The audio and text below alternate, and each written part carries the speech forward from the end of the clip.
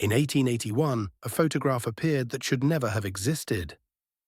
A common actor sat in a carved chair, relaxed, while the King of Bavaria, one of Europe's most powerful monarchs, stood beside him like a servant. A king never stands while a subject sits. This image was not just scandal, it was a revelation. Anyone who looked at it could see what had been carefully hidden for decades. That single photograph exposed the most dangerous secret of King Ludwig II. And within 5 years, 2 bodies would float in a Bavarian lake, and a fisherman would be paid for silence.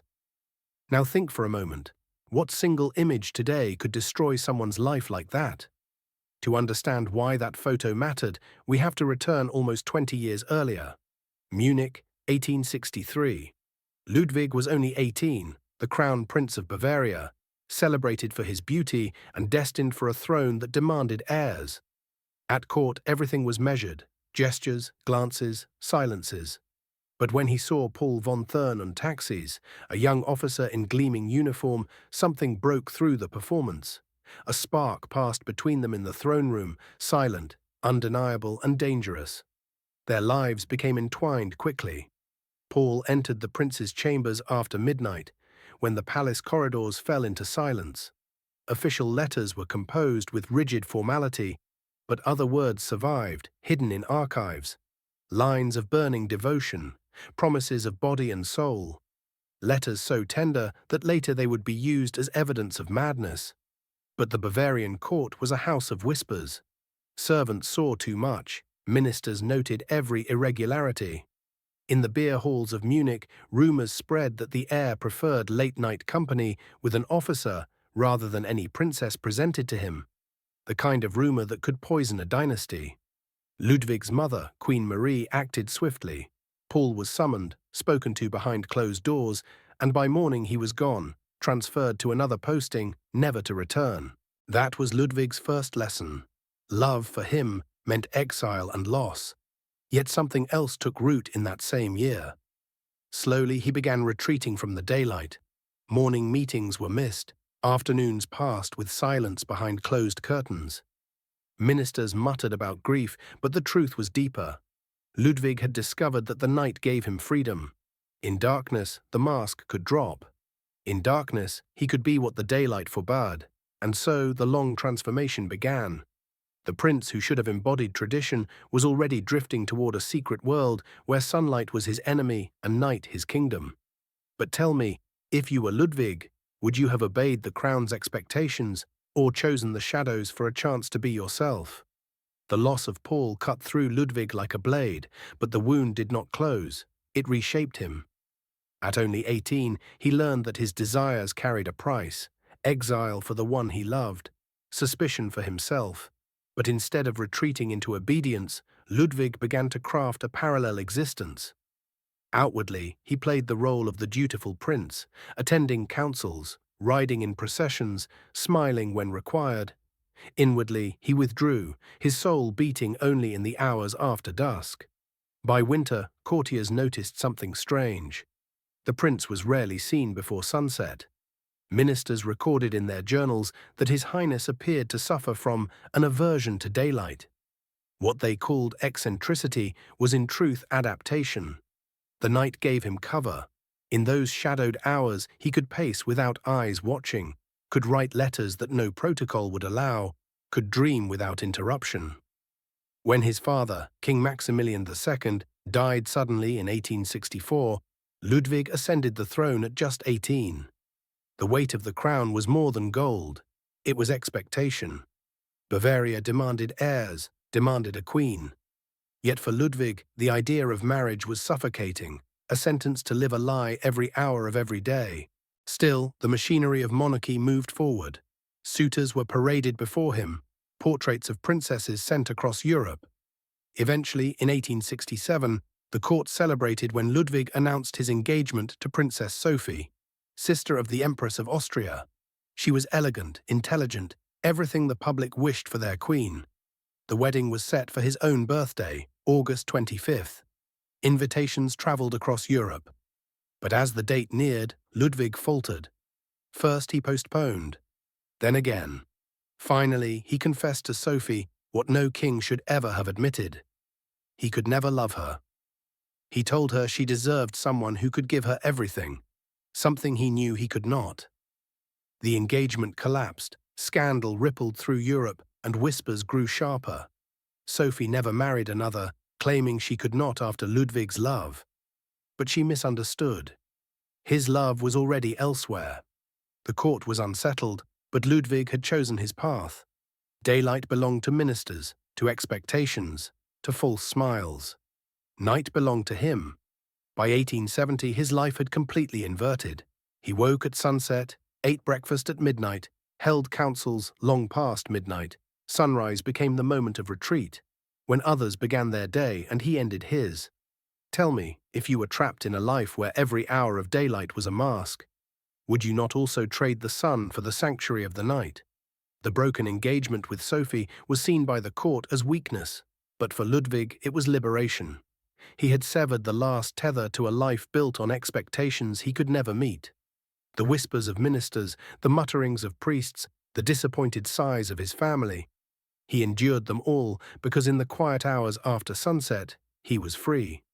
It was during these years that Richard Hornig entered his life. A stable groom at first, lowborn, unnoticed, yet possessing a beauty that seemed almost sculpted by divine hands. Ludwig noticed him in the stables, among the horses, where duty and sweat masked the intimacy of a glance. Hornig's rise was rapid, from groom to master of horses, then to the king's personal equerry. Those promotions raised eyebrows, but no one dared accuse a monarch directly. They only recorded and whispered, the Bavarian court becoming an echo chamber of suspicion. But Hornig was different from Paul. He was not a noble who could be transferred away with one command. He was bound to Ludwig in ways the court could not easily untangle. To him, Ludwig gifted land by the lake, a fortune in annual salary, and, most dangerous of all, unlimited access to his chambers. In his diary, Ludwig called him the beloved of my soul. The words survive, ink on paper, proof of devotion the world was not meant to see. Yet the same pages of that diary tell another story, guilt and torment. One night he would write soaring declarations of love, the next self-punishments, pleas for God's forgiveness, promises to resist temptation. I am damned, he confessed, but damnation with him is sweeter than salvation alone. This was the war inside Ludwig's soul, one that could never be won. And so the king began building a world to contain his contradictions. A world not in daylight, but in stone, on cliffs, in mountains, castles that looked like fairy tales, but inside concealed secrets. Neuschwanstein rose first, perched on a cliff like a dream too fragile for the real world. Historians called it folly, extravagance, madness. But look closely. Every corridor designed for privacy, every chamber built with hidden doors, passages for unseen movements, rooms where no eyes could intrude. Neuschwanstein was not a castle for a monarch. It was a fortress for a secret. And here lies the question I put to you. If you carried a truth so dangerous that daylight itself threatened to expose it, would you not build walls of stone and towers of fantasy to keep it safe? By the late 1860s, Ludwig's transformation was complete. Bavaria had a monarch who no longer lived by the rhythm of his people. While ministers gathered in the daylight, Ludwig slumbered. When farmers tilled their fields, the king dined by candlelight. His nights became kingdoms of their own, filled with carefully chosen companions, whispered music, and shadows that embraced him more faithfully than any courtier ever could. Historians often reduce this to eccentricity, but it was deliberate. Ludwig was building a shadow kingdom, a parallel Bavaria that existed only when others slept. In this nocturnal world, he invited actors, singers, and musicians. They performed for him in secret halls, in gardens lit with torches, and later in artificial caves that glowed with colored light. Servants were paid fortunes for silence, yet even gold could not always buy discretion. The most striking creation of this hidden life was the Venus Grotto. To the public, it was explained as an homage to Wagner's operas, a theatrical whim. But the truth was far bolder. The grotto was a vast artificial cave with an underground lake, its waters heated, its air perfumed, its walls glowing with electric light. Germany's first private power station built for one man's pleasure. Ludwig floated in a golden shell-shaped boat, musicians hidden behind rocks, the light shifting from red to blue to green, each color transforming the cave into another world. The Mountain of Venus, the Grotto of Capri, the realm of forbidden love. It was there that Ludwig perfected the art of concealment. At a moment's notice, the lights could vanish, plunging everything into silence and darkness, erasing any trace of what had happened. For years, this shadow kingdom survived, feeding rumors but never producing evidence. Yet cracks were forming. Ministers complained of his absence from councils. Priests whispered about sin. Servants dismissed from his household spoke of strange performances. Young men dancing half-clothed, garlands in their hair, their beauty displayed for the king's gaze. To some, this was the behavior of a Roman emperor reborn. To others, it was proof of madness. But ask yourself, was this truly madness? Or was it the only way a man in his position could carve out a life of truth in a world built on lies? The Daylight Kingdom called him eccentric. The Shadow Kingdom called him king. And sooner or later, those two worlds would collide. Would you have dared to live in shadows for the chance to be yourself? In 1881, the delicate balance Ludwig had maintained for nearly 2 decades shattered. Until then, his secret world had been dangerous but survivable. Whispers in taverns, rumors in ministerial notes, scandals that could be dismissed as eccentricities of a lonely king. But that year, everything changed with the arrival of a young actor named Joseph Kainz. He was only 23 when Ludwig first saw him on stage in Munich, performing a role that most described as unremarkable. Yet something in him captivated the king instantly. That very night, a summons was sent. For Kainz, this was not terror, but opportunity. He was ambitious, curious, and unafraid to step into the orbit of Bavaria's most mysterious ruler. Their first meeting stretched until dawn. No record survives of what was said, but within days Kainz was more than a guest. He was a companion. Ludwig traveled with him under false names. In Switzerland, he became Count von Berg, while Kainz played the role of secretary. They dined in quiet inns, walked side by side in the mountains, lived a fantasy of normalcy denied to a king. But fantasy always carried risk, and this time Ludwig made a mistake he could never undo. In Lucerne, he allowed a photographer to capture them together. The image was simple: Kainz seated in an ornate chair, relaxed, confident. Beside him, Ludwig stood, his posture deferential, his gaze not at the camera, but fixed on Kainz with unguarded devotion. Anyone who saw it would understand immediately. This was not the formality of monarch and subject. This was intimacy. Copies reached Munich within weeks. Ministers who had tolerated eccentricities now saw undeniable evidence. For 20 years, Ludwig had hidden behind shadows, building castles and grottos to shield his truth. A single photograph tore it all down. From that moment, his fate was sealed. Enemies gathered, evidence was collected, and whispers sharpened into knives. And here is where I ask you, if your entire life could be destroyed by a single photograph, would you burn it and live in fear? Or let it exist, knowing it revealed the truth of who you really were? Count Maximilian von Holstein, once Ludwig's trusted companion, now became his most dangerous enemy. The photograph was his weapon, but he wanted more than scandal. He wanted proof that would not only shame the king, but remove him. And so he began to build a case brick by brick. Testimonies from dismissed servants, receipts of lavish gifts to young men, diary fragments stolen by bribed valets. Every eccentric act was twisted into evidence of corruption. But scandal alone could not dethrone a king of Bavaria. No, Holstein needed a stronger argument: madness. If Ludwig could be declared insane, the throne would pass to his uncle, and the dynasty could continue without the shame of open scandal. To achieve this, they turned to Dr. Bernhard von Gudden, the most respected psychiatrist in Bavaria, a man with ambition that matched his reputation. Gudden never examined Ludwig, never spoke with him, never even shared a room. Yet in March of 1886, he produced a detailed medical report. In it, Ludwig's nocturnal lifestyle became clear evidence of dementia.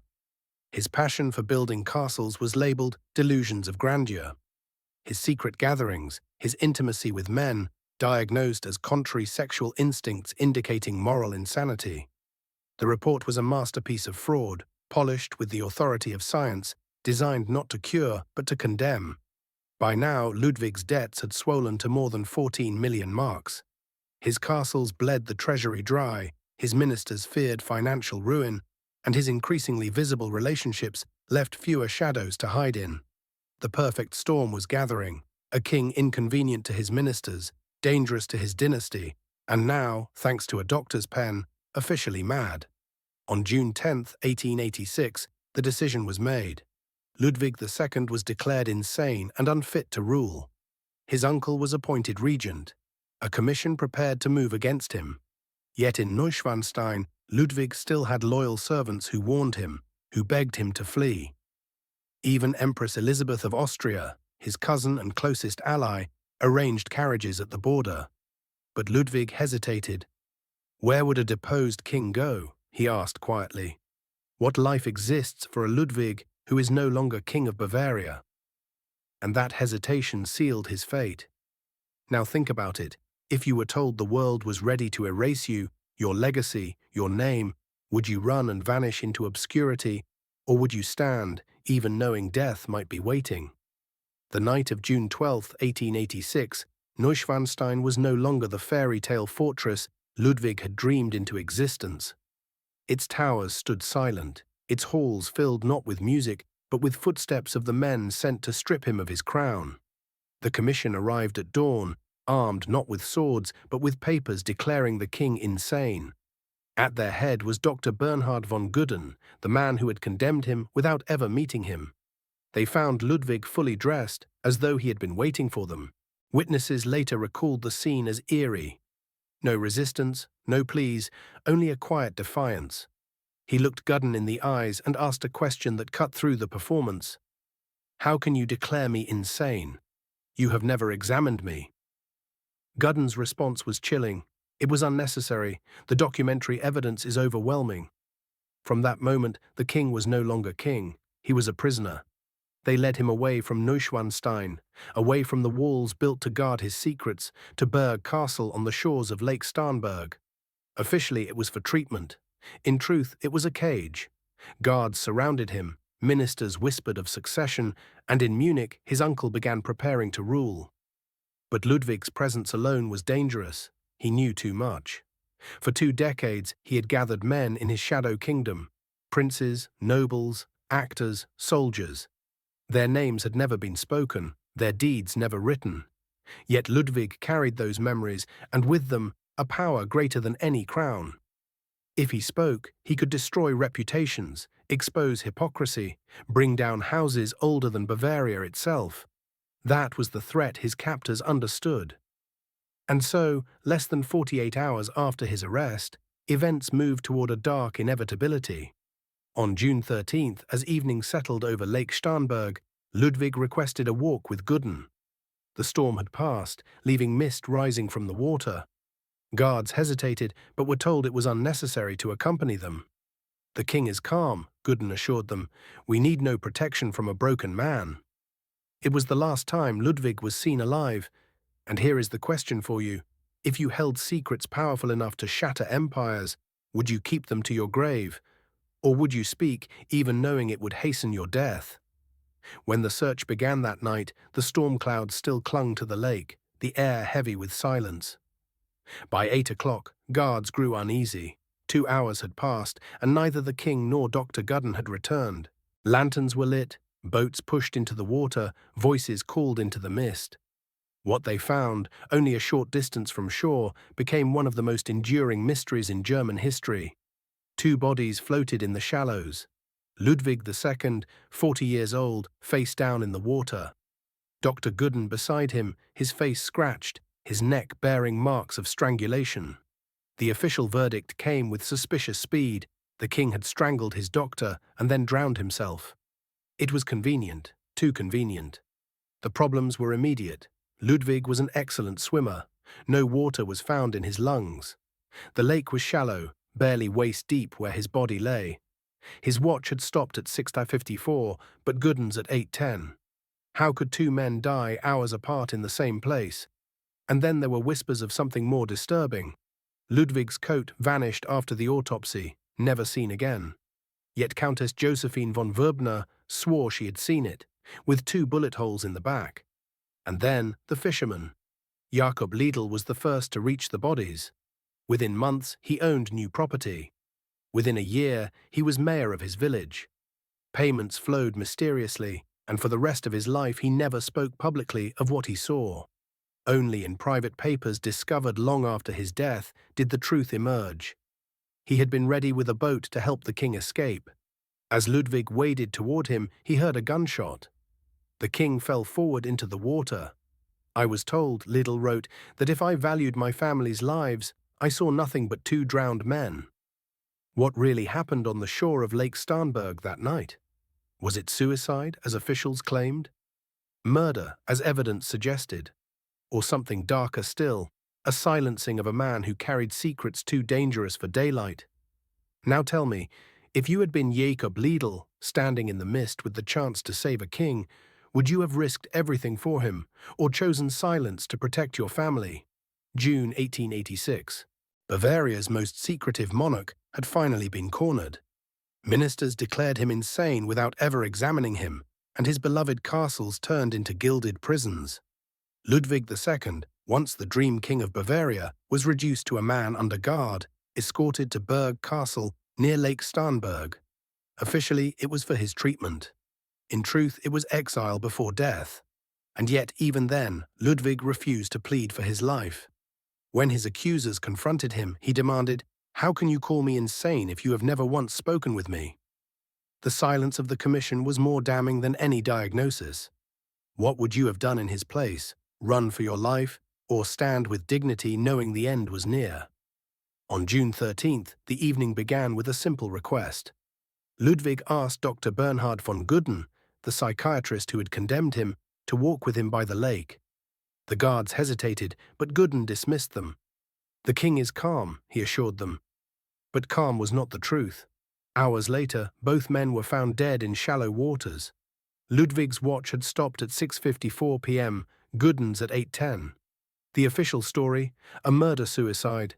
Ludwig strangled the doctor and then drowned himself.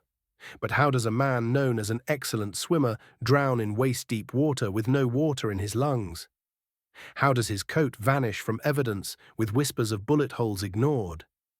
A fisherman, Jakob Liedl, claimed he found the bodies, but soon after he mysteriously received enough money to buy land and later became mayor of his village. What exactly had he seen? In his private notes, found years after his death, he wrote chilling words. "The king was escaping. I had a boat ready. Then I heard the shot. Shot by whom? Ordered by whom? Paid for by whom? History offers no answers, only silence. And so we are left at the lake's edge, with 2 corpses, a vanished coat, and a story Bavaria still keeps locked in classified files. Would you accept the official verdict, or would you see in it the perfect cover-up? After Ludwig's death, the cover-up was swift and merciless. His private diaries, pages that spoke of love and torment, were seized and burned. Servants who had attended his secret midnight gatherings were dismissed with generous pensions and lifelong silence. The Venus Grotto, where electric light had once illuminated fantasies no king dared confess, was sealed under the pretext of repairs. Richard Hornig, the beloved of my soul, disappeared into obscurity. Josef Kainz, the actor who had posed in the forbidden photograph, became a star across Germany but never again set foot in Bavaria. Everyone who had once circled Ludwig vanished or was silenced. Doesn't that sound like more than coincidence? And yet, what Ludwig created in stone could not be destroyed. Neuschwanstein, Linderhof, Herrenchiemsee, his impossible castles outlived him. The Bavarian government, the same one that called him insane, opened them to tourists within years. Today, millions walk through his fairy tale halls, take photos of towers that once hid secrets, and unknowingly pay homage to a man murdered for being himself. Each entrance ticket, each postcard, each Instagram photo is another layer of irony. The king who died in disgrace now finances the dynasty that betrayed him. But the question remains, why did they kill him at all? He had already been dethroned, declared insane, stripped of power. Why silence him in death? Perhaps because Ludwig knew too much. 2 decades of midnight encounters had given him knowledge about the nobility that could never be allowed to surface. Perhaps because even in captivity, his very existence threatened those who feared being exposed. Empress Elizabeth of Austria, his cousin, wrote days after his death, "They killed him not because he was insane, but because he was free." And maybe that is the truest verdict. Freedom, real freedom, is the one thing power cannot tolerate. So the king who reversed night and day, who built castles for love that could never be spoken, died at 40, his body floating in the lake. But his dream outlived him. Every visitor to Neuschwanstein walks inside his fantasy, even if they never realize it. And tell me, if you had to choose, would you rather live a long life in lies or a short one in truth like Ludwig?